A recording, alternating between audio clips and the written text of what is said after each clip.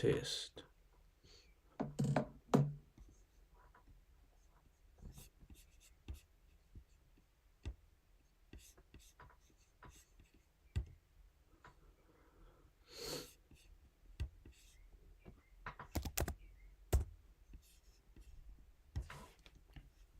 Test.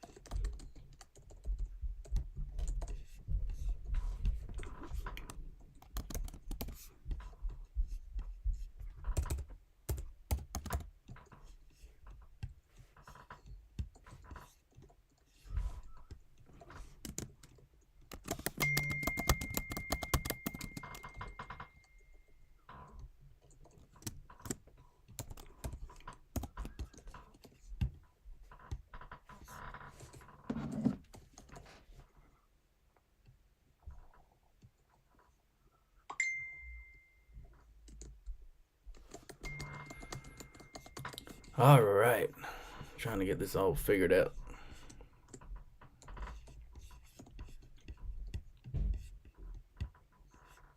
All right, jump in the chat. Somebody say something. We got 2 people on. All right. Trying to get this all figured out. All right, the commissioner is supposed to be joining us in a few, y'all. So have your questions ready. Somebody say something. Let me mute myself. Let me know if the audio is good, if y'all can hear me. Make sure my streaming is on the right page. Good deal, good deal. All right, y'all, we got some stuff to cover today. Well.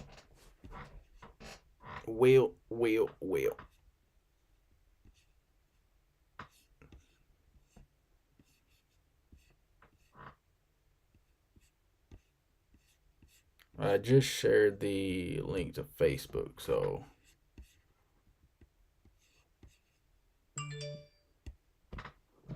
let me mute my phone. Turn it down low.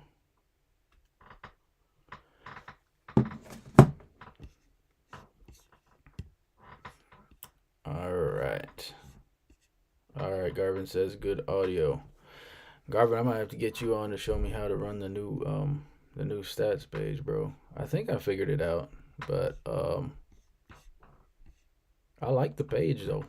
I like the page. Why don't we do that right now? We'll check out the new BEBL page while we give the commissioner a little while to jump into the Zoom. He's not there yet, so we will I'll share my screen and we'll jump in and look at some stats maybe until he gets in. Then we're gonna drop that all and go to his thing. All right, where we at? Can y'all see my screen? I hope so. I'm gonna leave that up here. It's my Zoom link. So this is a new and improved BEBL, not BEBL, elitebasketball.bz. So that's the URL is elitebasketball.bz. And it looks pretty sharp actually. The homepage is cool. It's really cool. I like it. The All-Star game is here. So we got the All-Star game on May 14th. That's not this weekend. That's next weekend. It's pretty nice. Upcoming games. It gives you the upcoming games here and a countdown to the game.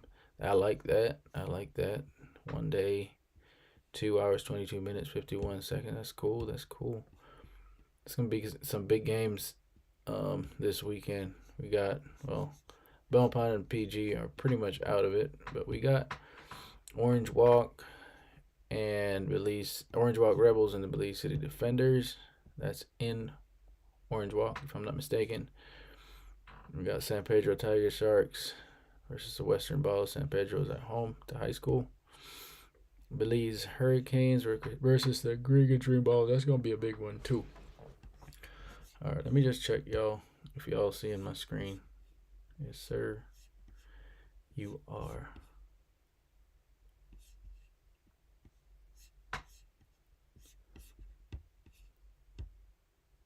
All right. Let's look at some stats. Let's look at the Orange Walk. Let me just check, make sure the commissioner's not waiting to get in. Hold on, people. No, nothing yet. You said I give him 5 minutes.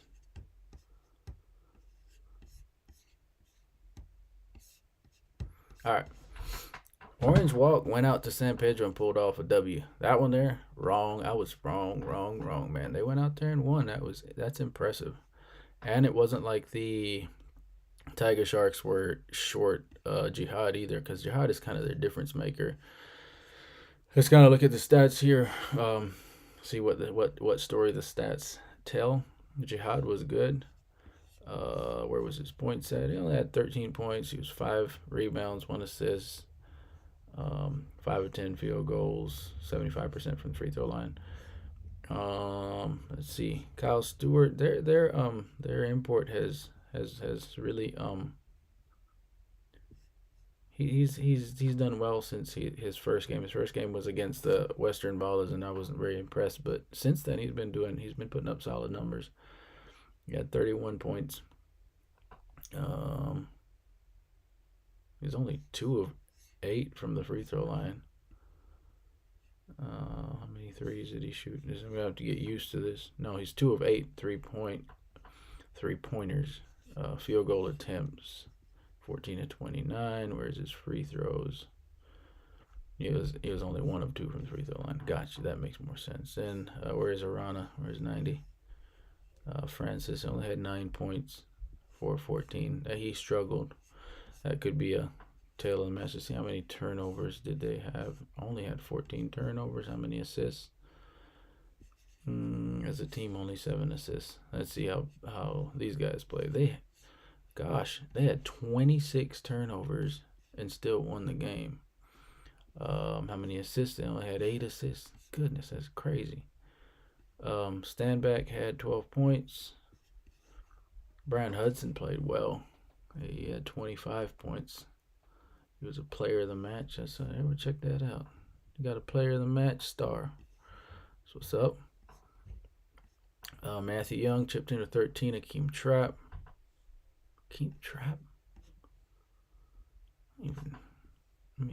Hold on. Let me see who Akeem Trapp is, because I don't remember his name. No picture. Anyways. I don't remember him. Maybe Garvin knows who he is.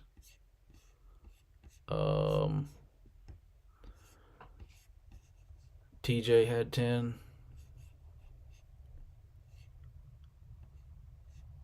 All right. Moving on. Go to the Defenders. Let's cover that last. Let's go to the Western Ballers and the Belmont Red Tigers. This one went to overtime in Kyle. Did it go to overtime? No, it was a game winner at the end of regulation. My bad. I think. I just know, because what's his face hit a game winner.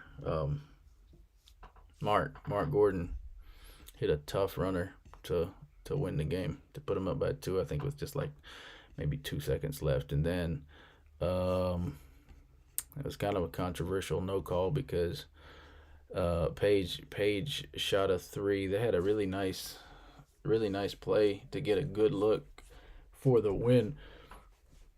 Page got it off and he got rocked, in my opinion, but there was no call. And so the Ballers ended up winning that game at home by, what was the final score? 71-69. Could have been a different turn, but anyways. Ballers win. Jamie had 11. Jamie's been solid. Uh, Toot played very little minutes. This just kind of sucks for him because he's had that injury. Mark Gordon, 26 points, 7 rebounds. He was Mark. Richard Smith III had 22 and 17. That's crazy. All right, hold on. Chris is on the Zoom link. All right, here we go.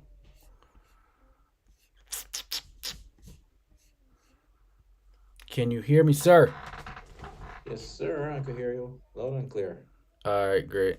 All right, make sure everybody hear you. Hold on, let me just check. Make sure everybody here.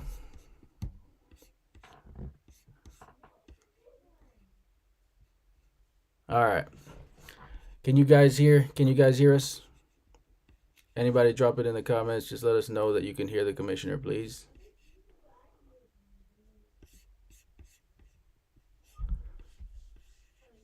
I think there's a little delay, but we're good. I'm pretty sure the audio should be good. Okay. So we'll just go ahead and get started. What's up, Chris? I'm good. How about you? Not bad, man. I appreciate you joining me on this like spur of the moment thing. Today I reached out to you with a question, and I was like, you know what? I'm just gonna ask him if he want to jump on the live because I was like, why not? It's funny, man. I was actually in a conversation earlier this week saying, I should do Richard Troyer's podcast You because serious? seriously, so the universe aligned in our favor, and you like asked me, and I'm like, I want to watch the Lakers game, but I would do this every week. All good, Yeah, all good. I really appreciate that, man. Just I mean, I think how many years did you play in the league? Only two, Two, only right? You two. did you play with No Limit or you played with? I know you played with Belmopan, right? I played with Belmopan in the first year. It was a weird year. I don't even remember if we had a name. We had some weird green jerseys stuff. And then I played most of a season with Hurricanes, I think in like 2015, that Okay, season. gotcha. So Um, then did you just like quit playing or you decided to go a different route or what happened? old age happens. Yeah, but you're not that old, Chris. How old are you? I should maybe I shouldn't ask you online, but you're not that much older than I am. I mean, yeah. I think, just different life parties at different times. And, my son was born, and I guess dedicating that much time to it, it's just different priorities at the time. So I totally get that because that's kind of the stage of life I'm in right now too. So I totally understand, man. So what made you want to even put your name in the hat for commissioner? I don't know. Had a couple conversations with a couple people when the ad was out, and said, maybe this is something I could do. Maybe I could sort of bring different, sort of more business-minded perspective towards, the whole basketball. Because, part of me was wondering, like, why were they switching commissioners? Because I thought the league was going really well, getting some good traction and doing well. So I'm like, why? Why? But anyway, maybe this is something I could do. I had at the time, there was flexibility in the schedule, and I guess you don't know what you don't know until you know it. So, I can imagine, man. I know Karim personally. I think he did a great job as commissioner, and I think he just had it, like had enough. I mean, I think it's a very demanding position. I mean, on the outside, we might not. I don't think we get the responsibilities and the how would I put it? Like the probably more the pressures because I'm like a people pleaser, right? I don't mhm. like conflict. I think I'm getting a little better with that, but to be in a position like that, I think it requires someone with a very strong personality, and you're not afraid to not make friends or to make enemies kind of thing, you know. Not that you really make enemies, but you guys might feel like it in the moment. So how has that been for you? How is that dealing with people, dealing with the owners, dealing with the players? How has that been? It's been a tremendous sort of learning experience. You think you know about crisis management until you really have a serious crisis or series of crises to deal with. But it's been a tremendous learning experience. There's no manual for this. There is like a terms of reference, but there's no instructions. You know, I gotta say, like in the beginning, especially like during COVID and all those times, like, Karim was like a significant resource, a good advice. He provided a lot of guidance, a lot of help, and like, no, no, you'll be fine, you'll be fine. Very encouraging. So we have a good relationship. He definitely was supportive and helped, but with everything you have to learn, you gotta figure it out, and definitely been a steep learning curve for me to figure it out how I can best try and balance it out. Yeah, I mean, I feel for you too because like to start out, it was with the whole Kirk Smith debacle, you know, and like that's like you definitely could have had a smoother introduction to the position than something like that. Yeah, you could say that again. That the lessons learned all around. I think all parties concerned would have definitely learned some lessons. I think the thing is that in every sporting league, there's some level of controversy. I think putting the guidelines in place properly definitely helps to mitigate. But there's a lot of emotions, there's a lot of investments on the line, and people feel passionately about certain issues. Each side had a lot of passion about how they felt, and there's real people involved in this thing, and so I think if you could survive that, you could survive almost anything. So it was definitely quite a learning experience to kick off sort of my formal term with. Got you. Got you. Hold on one second, Chris. I think someone said that like your camera is really zoomed or something. So let me see if we can just zoom out and we'll see if that helps. Um, I'll see how it looks on my screen and then we'll continue.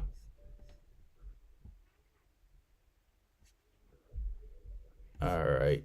Um, I think we're gonna It's get. too far or too close. I think we're good. I think we're good. Maybe adjust it down just a hair. I'm trying to see on my YouTube feed. Um, all right, I'll see. I mean, I think we should be all right. At least they Okay, can hear you, even if they can't see you, they can hear you. All right, all I'm good. gonna go back here and I'm gonna zoom you all over my page. That way we'll see. I think that should be all right. It's hard for me to see what they're saying and then have you because I'm just sharing my screen. Um, Gotcha. what was the follow up question I was gonna ask? I kind of lost my train of thought. What? Okay, maybe this is what I was wondering. Like, what's the because everything that happens in the league, it's the commissioner's fault. So what's the hierarchy? Like, what's the how are decisions made? How are rulings made? Because I mean, I'm sure it's not a dictator system, but maybe you can It, kind of educate us on how that process works. it is not their bylaws that sort of govern the play of the tournament, and commissioner's office is like the chief executive officer who runs the business arm of the league and also makes a lot of the administrative decisions. In fact, we changed our bylaws in the middle of the season. After everything you're learning on the go. So now each team actually sign a contract directly with the league to participate and abide by the rules and pay the fees to participate and also to abide by the bylaws. And we had a few meetings where we ironed out the new bylaws. Coming out of that, we also formed a disciplinary committee, which is like a first like a court of first instance, I guess. They look at basketball and non-basketball issues that are brought before. It's three members. There's a deputy commissioner, there's a member from the Referees Association, and there's an independent member who's the chairman. And now they're reviewing all of the complaints that are brought. Before, it was just brought sort of to the office of the commissioner, and we would review and make a decision based on the bylaws. Myself and the deputy commissioner would have reviewed and made certain decisions. So we changed that, and there's an appeals committee if you want to appeal. But I mean, these guys on the disciplinary committee, they're pretty thorough. We call everyone, speak to everyone. There's been a few rulings at the disciplinary committee since the formation, and so far, people probably upset, but How it's based many on video evidence and stuff. how many people on the disciplinary committee? Three persons. Three people. Are they are those names confidential or? No, they're not. They're not. So it's the deputy commissioner, who's Mr. Glenn Gill, Mhm. the president of the Referees Association, who's Mr. Dwight Cadle, or someone that he designates to fill in for him. Sometimes, because he's the president, but he's still actually officiating games too. So if he was actually involved, like, he would recuse himself and appoint someone else, like a designate. And then there's Mr. Daniel Fabre, who's actually the chairman of the disciplinary committee, and he's a former commissioner of the Semi-Pro League. Really, really cool guy, really helpful guy. Okay. Has been super helpful as well to the league. Um, you said the discipline. Like, when was the disciplinary committee like put together? It was just like in the middle of the season, or Mid-season. okay, and then all teams just agreed that this is now the Yeah, new way moving forward. it is. And I We think, sign up. yeah, I got some information today that they actually just made dished out a A ruling, yeah, suspension, right? yeah, Yeah. yeah. You mind filling us in on what that was? So there's like an incident that happened after the Defenders Hurricanes game, and they made rulings kind of suspending the people involved. So Okay. uh, Yo, Colin, I'm no Chris. Because all right. it's out there, man. It's out there. It's Yeah. out there. I'll leave it at that. Yeah. Yeah. Yeah. I got that information today. I saw someone sent me a picture of the ruling, but see, like, I was completely unaware of the disciplinary committee or anything like that. But I think it's really good for you to educate the public on the way these things work, and that it's not just everything falling back. Really, I mean, you take heat for everything, and I think it's unfair in a lot of situations. Um, the All Star break. I know there's a lot of noise on Facebook. Why is the All Star break so close to the playoffs? Because that's a concern for guys that are in the playoffs. Of Mhm. playing any. I think we decided to move it. I kind of canvassed the owners, and it's funny because maybe at the time they said, "Oh, it's cool to move it," and now people are thinking about the same thing you're saying about the playoffs. But I think coming out of all we got off to not the best of starts. I think the good thing about it is, like, the fans and people on a whole were really supportive that basketball was happening again on a high level. And heading into Easter, I didn't know if we were ready. And I don't know, sometimes like I said, there's no training manual for this. You're learning as you go along. So we moved it to the end of the season. It's an exhibition match, so we're hoping that people are not going to go too hard in Yeah. terms of fouling each other and being ultra competitive. But that's when it's scheduled for the end of the season. We moved it from Easter. So Will there be like a 3-point shootout, dunk contest, or anything like that, or is it I think just a we game? might do a dunk contest depending on if the guys are willing to sign up and participate. So we're kind of working out the logistics of that. But the main focus at this time is just to have the All-Star game and kind of showcase the talent. We switched up the format. There's been a lot of talk about that What's as well. what is the format? So similar to what the NBA is doing now, you can go to the new site elitebasketball.bz and vote. The All-Star voting link is on the homepage, and you can vote across the 5 positions for your favorite All-Star. It was tough to kind of select 5 potential all stars from each team because you love to put everyone up there. But we kind of canvassed the manager and said, hey, this is what we're thinking, 1 through 5. It's non-intentional. We're there's a lot of good guys that are not in the nomination right now, and that's not any slight on them and their performance. There's a lot of guys that are six.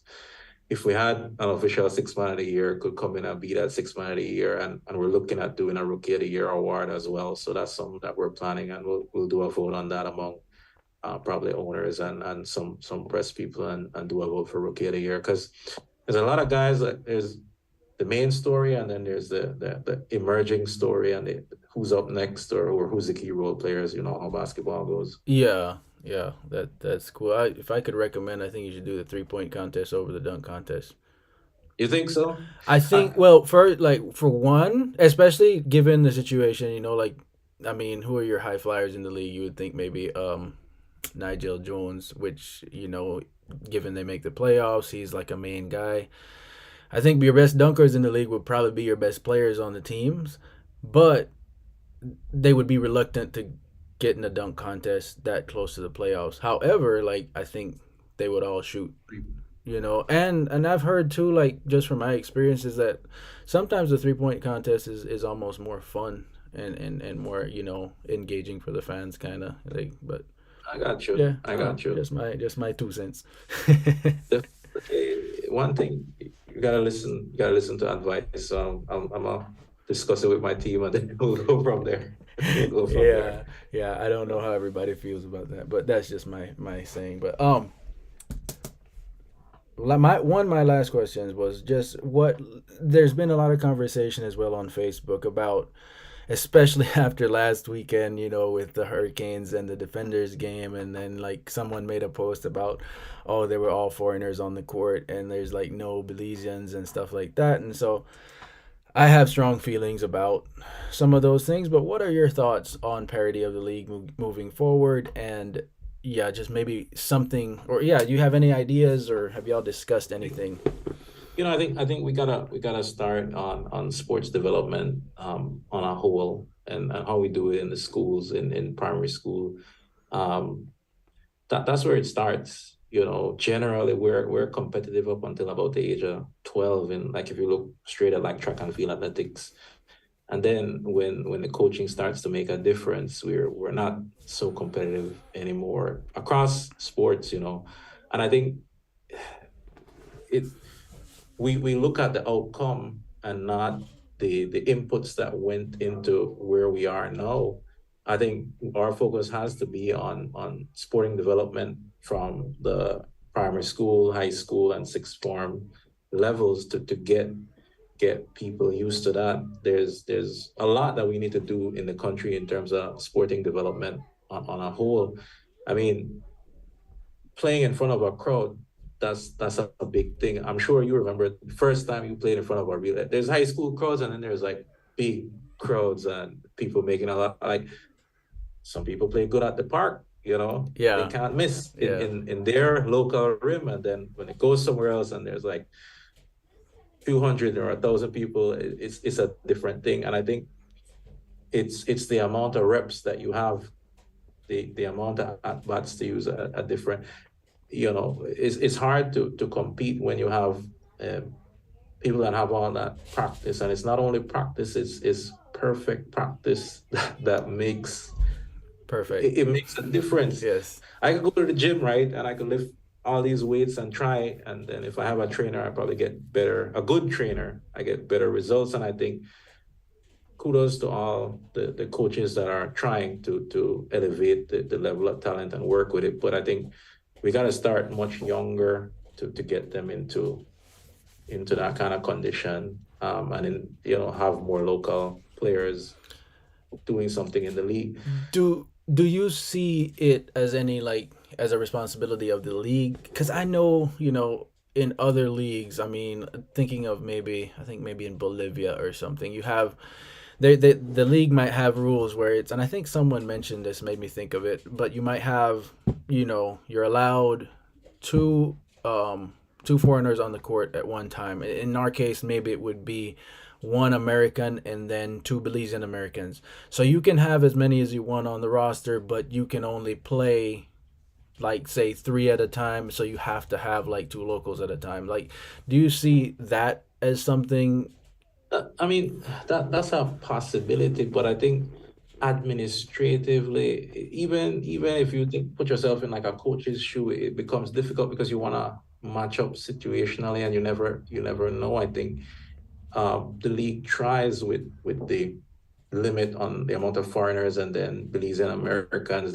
I think there's no limit to Belizean Americans, but I think you got to kick it back to some of the coaches as well in terms of developing role players for certain situations. If your strength is your athleticism and your defense, why aren't you using the person more in that role? And I think um, it's this is the first iteration after COVID, right? So Yeah. where everybody is learning, the refs are learning, the coaches are getting back, the players are getting back, and I think everybody started out a little slow, but the game's much more competitive and stuff. I think when it comes to the Belizeans, I think one of the things that we had in mind as a league was to actually work on a summer league.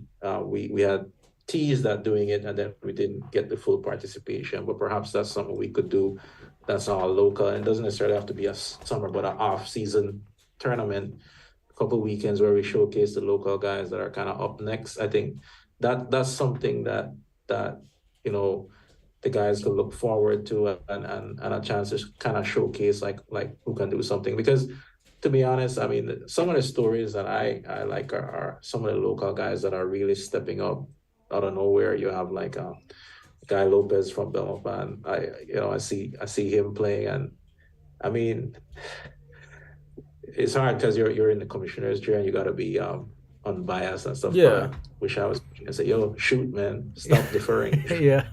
you know, you've done all the work, you might as well shoot, kind of Yeah. thing. There's a lot of local talent that is there, and I think the more experience they get, the more we're going to showcase them. It's unfortunate that Devin got injured Yes. in the at PG because he really featured well. He was working hard to get in shape for the season, and he was playing really well in the games that I saw him play, and we all Yes. saw him play, and that was unfortunate. I saw like Akeem from Hurricanes got injured as well. He's not playing anymore. So, but he was doing well as a sort of defensive specialist and cleaning up on these offensive rebounds. I saw, he was playing well. Yes. So Yes. Yeah, I don't think it's for lack of talent that our local guys don't play. I think it is for lack of skill. And it's two different things. Like I think Belizeans on a whole athletically are extremely talented. But when it comes to being skillful, that's where we kind of fall short. I'm just gonna say this, like for the guys in the chat, if you guys have any questions, we're gonna wrap this up pretty soon because we know there's a game coming up that the commissioner. So I'm still no. good for a while, Richard. I'm still good All for right, a yeah. So while. we're gonna take questions, guys. So if you have questions, drop it in the chat. I'm gonna jump over there and check it out. But I wanted to throw this out there because my uncle is him and Bernie Tar are kind of running the Belmopan Red Tigers. Esteban. Mhm. And this morning he reached out to me and he mentioned something that I found extremely interesting when he talked about a luxury tax, like kind of like the NBA does, and I thought that would be very it would be an interesting perspective. It would be an interesting look because his point of it was that like Belmopan, PG, these teams like that can't afford like all the talent, they struggle to make ends meet come later on in the year. But if I just briefly like searched out how the NBA luxury tax works, and I think the tax is then distributed to the rest of the teams that might have a lower salary cap. I mean, would that be? How does that sound to you? Or like, I mean, obviously you're not gonna say I yes. think That's but I think it's hard for us to we in another sense we got to think about where we are at this point in time, and then we're comparing ourselves to a league that's been established for 50 years. In their early days, they were.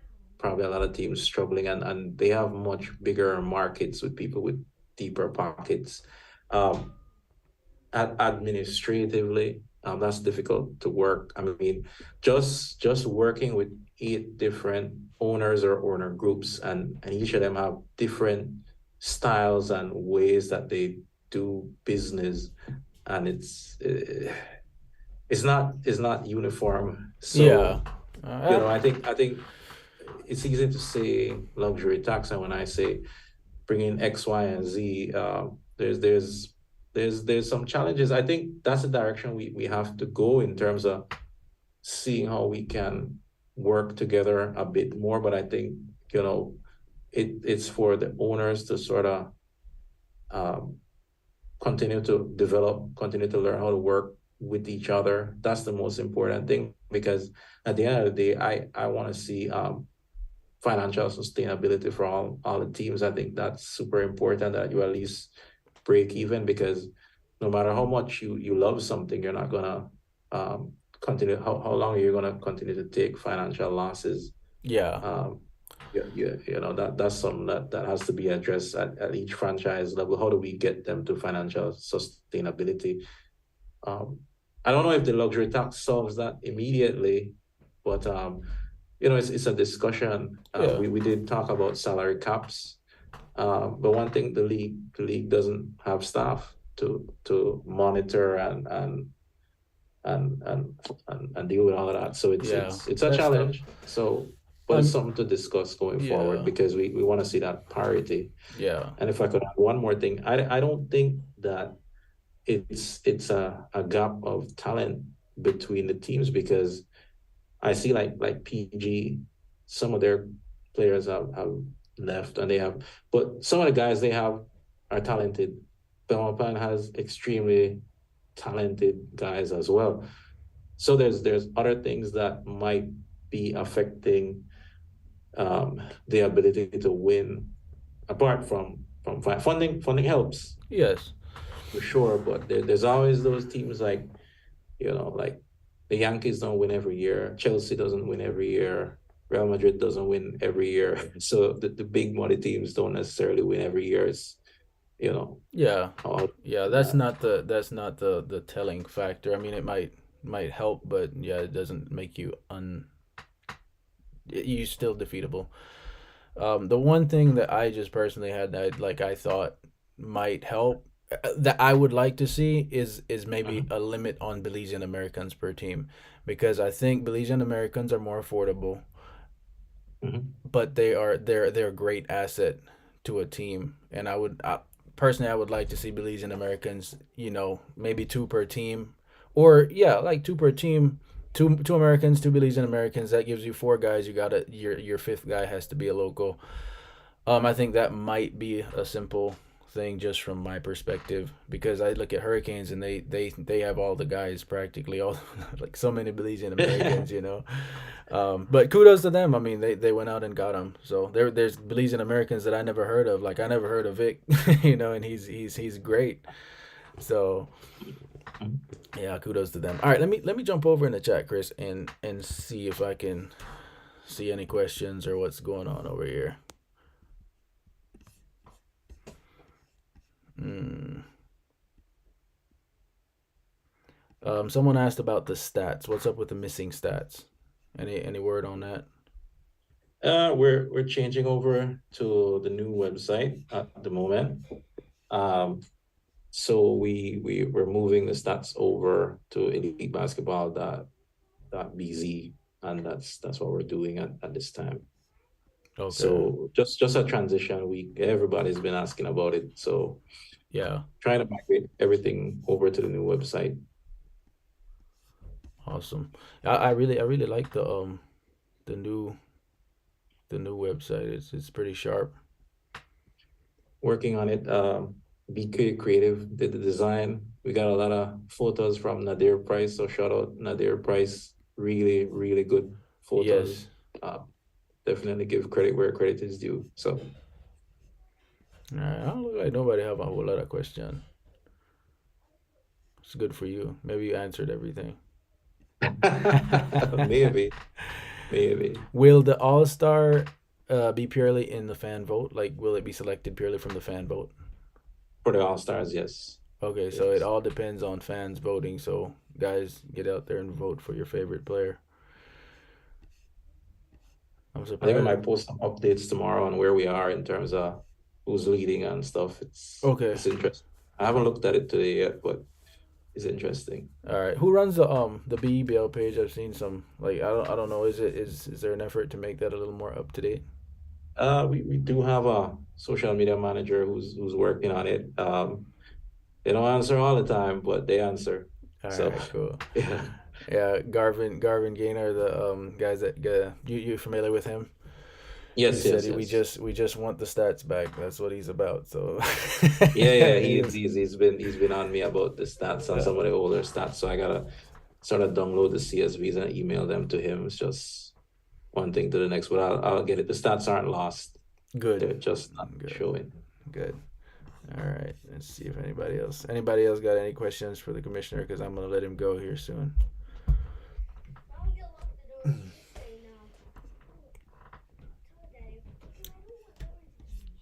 Oh, let me see if there's anything on Facebook. Mm, no, I don't see anything. So I think unless anybody got any more questions, I think we're good. Man, I really appreciate you coming on, Chris, and taking time out of your evening on such short notice and getting on. And I feel privileged that I was able to. I told my wife I mean, I feel good. I was like text up the commissioner, and the commissioner come on. I said, what? Hey man, I always happy to come on and have a chat. I think I think it's interesting.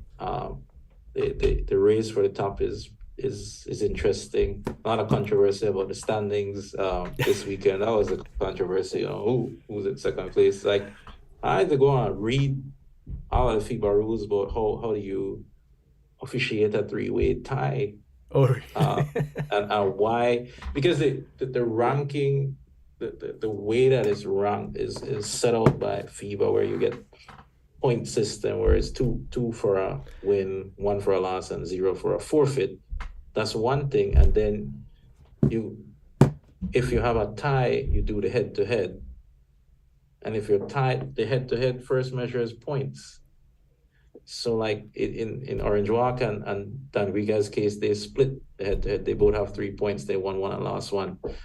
But because there's a three-way tie on points, right? And Dan Riga beat Hurricanes, the next differentiating factor. You see that look? That was me. That was me. And so then you go to points differential in group. There's only one group. There's not like you see how they have Eastern Conference and Western Conference or Group A and Group B. We have one. Everybody's in the same group.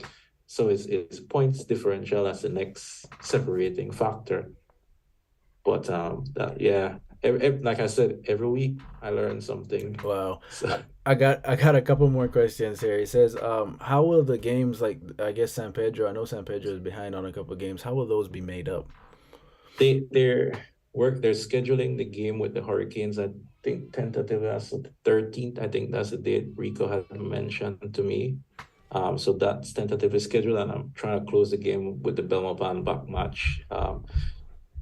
And to be honest, if we don't schedule that soon, I'm gonna file a forfeit on that because it's been a lot of back and forth trying to get a weekend that or a time that everybody can Yeah, work with. So yeah, that's San tough. Pedro has a lot of issues with their court. Yeah, You that's know, that leads me into the next question. It says, can the league continue with the San Pedro court situation? I it's tough because the brand of the Tiger Sharks is strong. Yeah, People love them and love to hate them.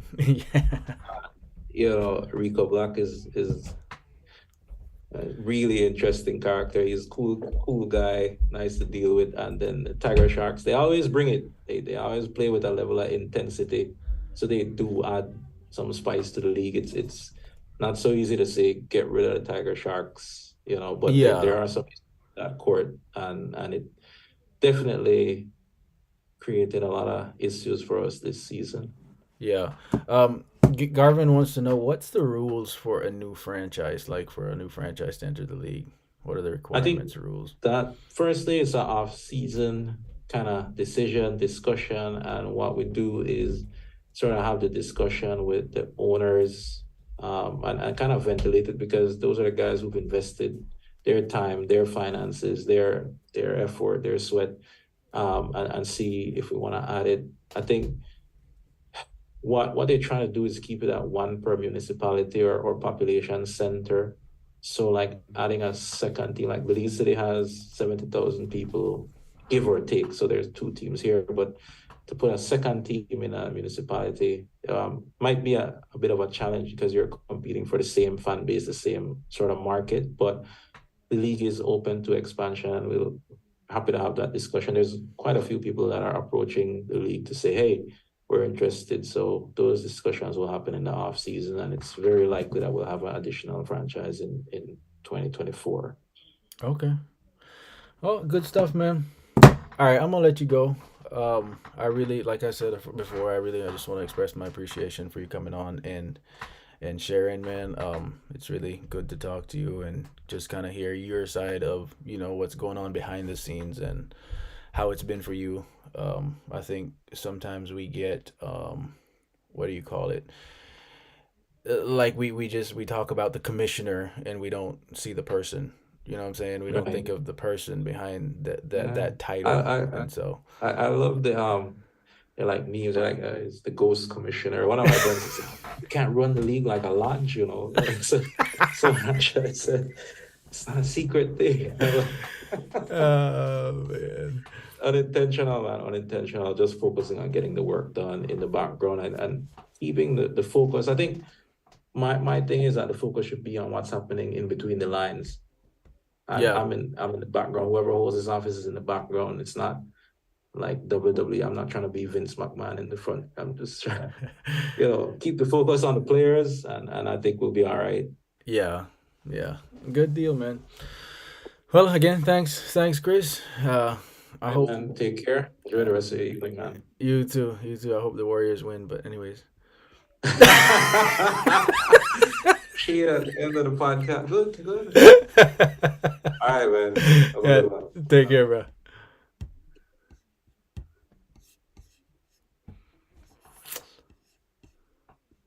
All right, people. That was fun. Really appreciated the commissioner coming on. So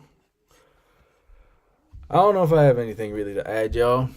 I'd go over stats, but I think that was the highlight of my evening. Getting to talk to him. I want to say big thank you to him again for coming on, guys. This was brought to you. You know how TNT used to have the segment Ernie's Neato Stat of the Night, brought to you by nobody. Well, this is brought to you. This interview with the BEBL commissioner was brought to you by Richard Schroyer Basketball. So subscribe to the channel. I think I only got like 3 subscribers. There's 11 people watching this right now. Every one of you got to subscribe to the channel, man.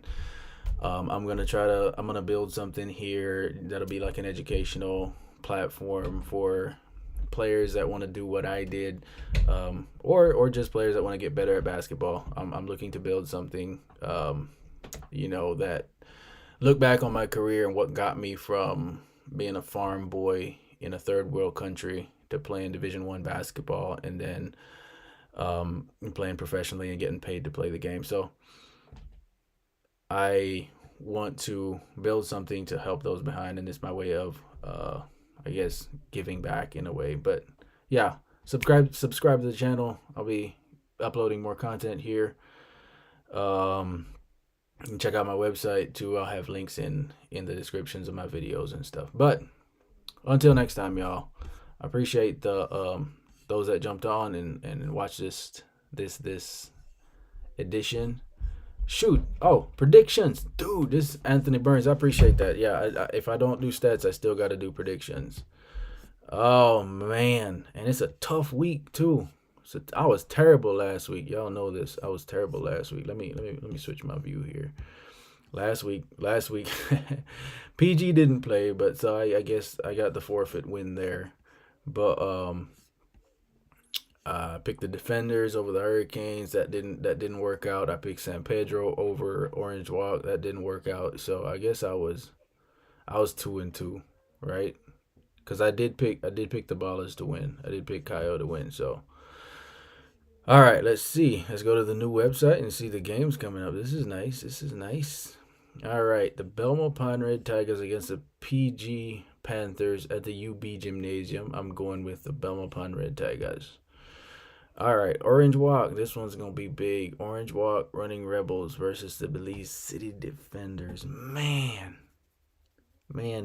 at the Orange Walk Multipurpose Complex. Ah, I'm gonna go with the Defenders.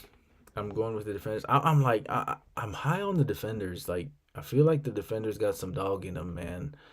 And I've been kind of riding this. Like I've picked against the Defenders during the course of the year. Like I mean, I think I picked maybe 2 or 3 weeks straight against the Defenders. But like people, I think got that twisted that I'm not high on the Defenders. I feel like the Defenders are or can be a championship team. So I'm just putting that out there. Like that's just kind of how I feel. Orange Walk Rebels, Belize City Defenders. Orange Walk surprised me last week. I picked against them last week. I feel it's a tough one to pick against them again at home. But I feel like the Belize City Defenders, their backs are against the wall, kind of, and I feel like they got some dog in them. So I'm going with the Defenders, San Pedro Tiger Sharks versus the Western Ballers on the island. I don't know if I've ever picked against San Pedro on the island. So if that tells you anything, I'm going with San Pedro. Um, then we got the Belize Hurricanes, the game of the week, in my opinion, I guess. I don't know, that Orange Walk game might be a game of the week, too. But we're going with the Belize City Hurricanes versus the Griga Dream Ballers. The Griga Dream Ballers have not won a major game on the road. So I'm sorry, Griga. I love y'all, but I got to go with the Hurricanes on this one because y'all need to show me something. You need to show me something. All right. So those are the picks. One more time for the record. We're going with the Belmont Pine Red Tigers, Orange Belize City Defenders, San Pedro Tiger Sharks, and the Belize City Hurricanes. All right, man. Oh, you know what? One more thing I did want to discuss a little bit was the MVP race, man, because this thing has showed up on Facebook, having Victor Evans like in the runnings, and I can't say I disagree. He's been like, I think there was a course during like there was a stretch during the year where he was, I don't know if he was hurt. There was one game he didn't play. I don't know. There was a couple games where I feel like he didn't insert himself. Like he was not assertive. But the last game, to me he has all the tools to be that to be an MVP. He's really he's a really talented player, a very skilled player, I guess I should say. But yeah, I don't know, man. It's gonna be interesting coming down the stretch, and I'm really excited to see what goes on. I appreciate y'all jumping on, y'all. It was short notice for the commissioner, but like I said today, I messaged him, asked him a question. It was probably like around noon, and then he got back to me around 3 o'clock, and I'm like, hey, you want to jump on the live tonight? And that's how it happened. So I really didn't finalize that till like 30 minutes, 45 minutes before going live. So I appreciate those who caught it. You can always catch the recording. I'm gonna upload this video to YouTube. I'll share it on Facebook. Again, like, subscribe, share, comment, do whatever you got to do. I appreciate y'all. Engagement helps. God bless y'all. Till next time. Peace.